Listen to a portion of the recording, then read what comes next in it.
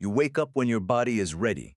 No alarm, no schedule, no place you need to be. For roughly 300,000 years, this wasn't a hypothetical. This was every single night for almost the entire span of human existence.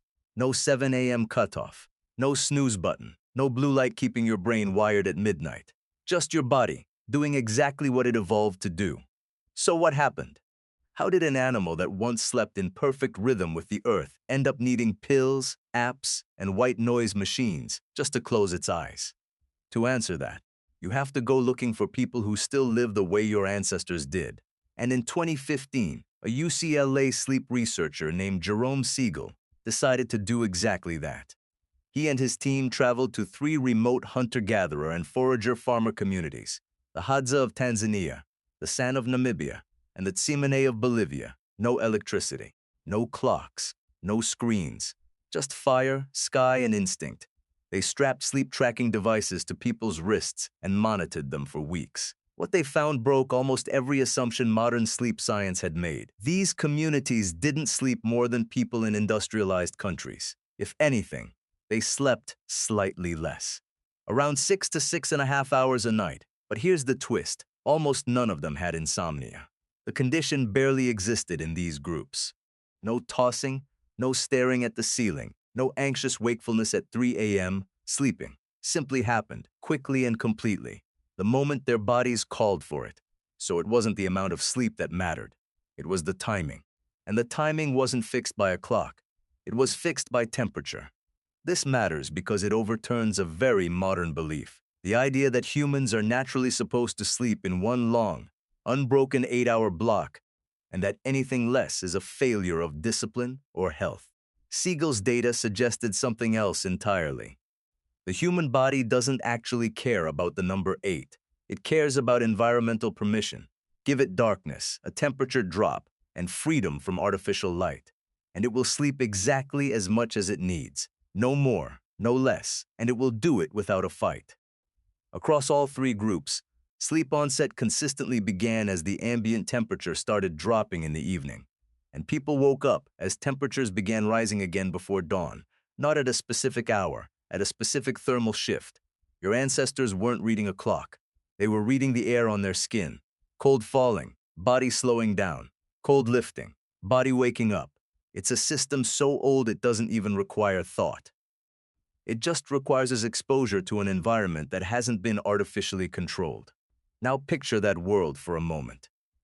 Imagine you're part of a small foraging band, maybe 20 or 30 people, camped near a river at the edge of a savanna. There's no ceiling between you and the sky. As the sun drops, the temperature drops with it, and your body starts producing melatonin right on cue, because nothing is fighting that signal. No light bulb, no phone screen, insisting it's still daytime.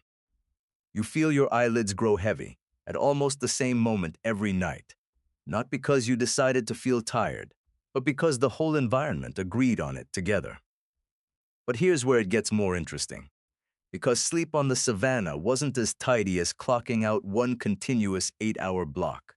Anthropologist Carol Worthman, who has spent decades studying sleep across dozens of traditional societies, documented something anthropologists call segmented or biphasic sleep. In many pre-industrial groups, people would sleep for several hours, wake up in the middle of the night for an hour or so, not in distress, just naturally alert, and then fall back into a second sleep phase until morning. That waking period wasn't wasted. People used it to talk quietly, tend a fire, check on a child, or simply lie still in the dark thinking. It was built into the architecture of the night, not a malfunction of it. Think about that, a 3 a.m. waking that we now treat as a sleep disorder might actually be one of the oldest, most normal experiences a human body can have. Your ancestors weren't broken when they opened their eyes in the dark. They were following a rhythm so ancient it predates agriculture, predates cities, predates the very idea of a bedtime. So if the biology was this elegant, why did anyone sleep at inconsistent, oddly timed hours at all? This is where a study by anthropologist Polly Wiesner adds a piece that changes the whole picture. Wiesner studied the Juhoensi people of the Kalahari and looked specifically at what happened after the sun went down but before people actually fell asleep. She found that firelight extended the day in a very particular way. Around the fire, conversation shifted. Daytime talk among the Juhoansi tended to be practical. Arguments, complaints, logistics.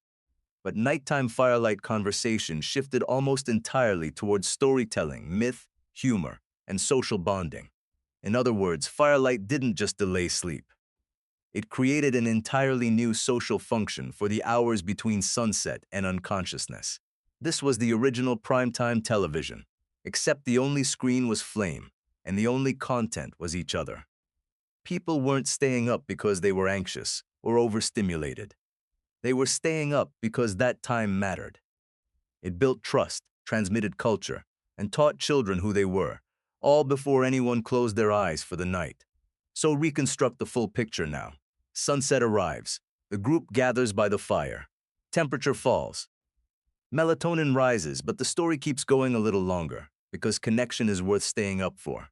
Eventually, the fire dims. People drift off in loose, staggered timing depending on their role, their age, their restlessness. An elder might doze first. A mother nursing an infant might stay half alert longer, her sleep naturally lighter, tuned to the smallest sound. A teenager might be the last one talking, reluctant to let the night end. Nobody enforces a bedtime, because nobody needs to. The body negotiates its own schedule, quietly, every single night. Some wake in the deep of the night, not from stress, but from a natural second wind. They talk, they watch the stars, they check that the fire hasn't gone cold. They fall back asleep. Then temperature rises, and everyone wakes up again, roughly together, as if the whole camp shared one nervous system tuned to the same sky. There's no grogginess fought off with caffeine, no jarring transition from unconsciousness to alarm. Waking is gradual, because the light that causes it is gradual too. The sun doesn't switch on. It arrives slowly, over the better part of an hour, and your ancestors' bodies rose to meet it at the same unhurried pace. Compare that to a modern morning. A phone alarm detonates in the dark at a volume chosen specifically to be impossible to ignore. Cortisol spikes. Heart rate jumps. You go from deep sleep to full alertness. In under a second, a transition your body was never designed to make. Do that every single day for years, and you start to understand why so many people describe mornings as something to survive, rather than the countering to wake into gently. Here's the counterintuitive twist. We tend to assume ancient life was harsh, and therefore ancient sleep must have been worse, thinner, more anxious. The data says the opposite, the very things we now pay for. Blackout curtain, white noise machines, weighted blankets, sleep tracking apps, melatonin supplements exist specifically to recreate a rhythm your ancestors got automatically, for free, just by living outside under a natural sky with a fire instead of a phone. Modern insomnia isn't really a mystery. It's often the predictable result of removing every environmental cue your biology was built to respond to, and then wondering why the machine misfires. And this is where it becomes personal. Every time you scroll in bed at midnight, under a screen that mimics daylight, every time you eat dinner in a room lit brighter than any campfire ever was, every time you wake up to a jarring alarm, instead of a gradual warming, you're fighting a system your body has run successfully for hundreds of thousands of years. Your ancestors didn't win the battle against insomnia through discipline or willpower. They never had the battle in the first place, because their entire environment was still speaking the same language their biology understood. This doesn't mean you need to abandon electricity or move to the Kalahari, but it does mean the fix might simpler than another sleep app or another supplement. Let your room cool down instead of heating it. Get outside during the day, so your body can actually register that daylight exists. Treat the hour before sleep the way your ancestors treated firelight, as connection time, not scrolling time.